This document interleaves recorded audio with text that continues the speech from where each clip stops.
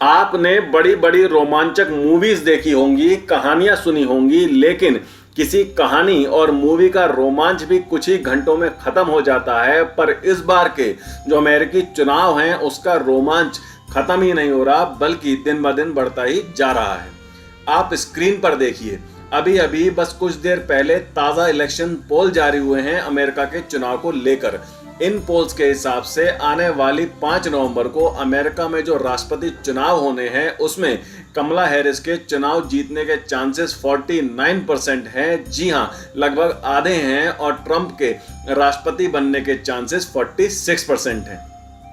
अगर ये पोल्स आने वाले समय में सच हो जाते हैं तो कमला हैरिस अमेरिका के इतिहास की पहली महिला राष्ट्रपति बन जाएंगी।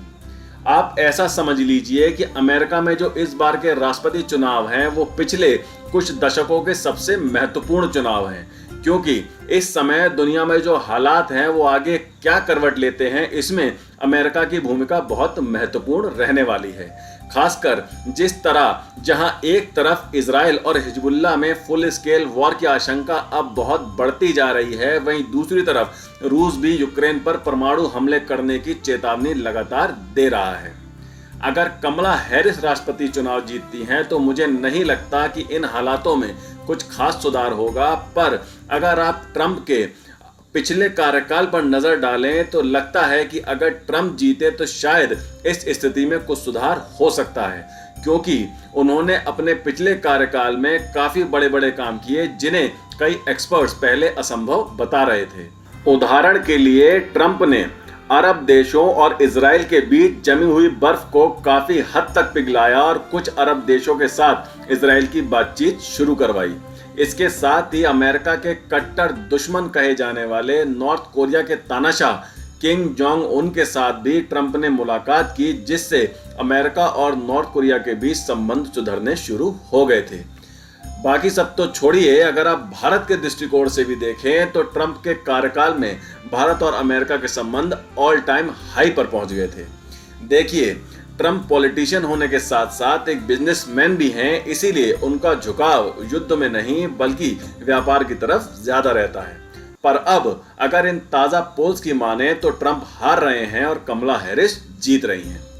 लेकिन ये टक्कर बहुत कांटे की है, फर्क बहुत ही कम है और अभी कुछ भी कह देना या किसी निष्कर्ष पर पहुंच जाना बहुत ही जल्दबाजी होगी। आपको याद होगा कि साल 2016 में जब अमेरिकी चुनाव हुए थे तो काफी सारे पोल्स हिलेरी क्लिंटन को विजेता बता रहे थे, लेकिन जैसे ही रिजल्ट आया बाजी पलट गई और ट्रंप अच्छे खासे अंतर से जीतकर अमेरिका के राष्ट्रपति बन गए। ट्रंप 2024 के पोल्स में भी आगे रहते, लेकिन एक चीज है जिस पर ट्रंप का कंट्रोल अक्सर नहीं रहता और वो है उनकी जुबान।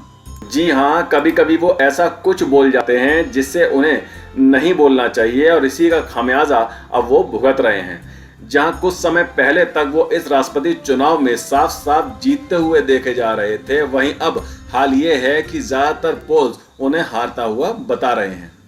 चलिए, अब 5 नवंबर को बहुत ज्यादा समय बाकी नहीं रह गया है, बस 4-5 हफ्ते ही बचे हैं, तो अब इस रोमांच से पर्दा जल्दी उठने वाला है। अब कमला हैरिस को अगर जीतना है तो उन्हें ये बढ़त बनाए रखनी होगी, कोई गलती नहीं करनी होगी। लेकिन अगर ट्रंप को जीतना है तो उनके पास अपना बेस्ट करने के लिए अब ज्यादा समय नहीं बचा है। अब आप मुझे बताइए कि आप किसे सपोर्ट करते हैं, ट्रंप को या कमला हैरिस को? इन दोनों में से किसका राष्ट्रपति बनना भारत और दुनिया के लिए ज्यादा फायदेमंद रहेगा? इस पर अपने विचार हमें कमेंट सेक्शन में जरूर बताएं। वीडियो को लाइक करें, ज्यादा से ज्यादा शेयर करें और बेल आइकन को दबाकर हमारे चैनल को प्लीज अभी सब्सक्राइब जरूर कर लीजिए। मिलते हैं अगली खबर के साथ जल्द ही। Take care. जय हिंद।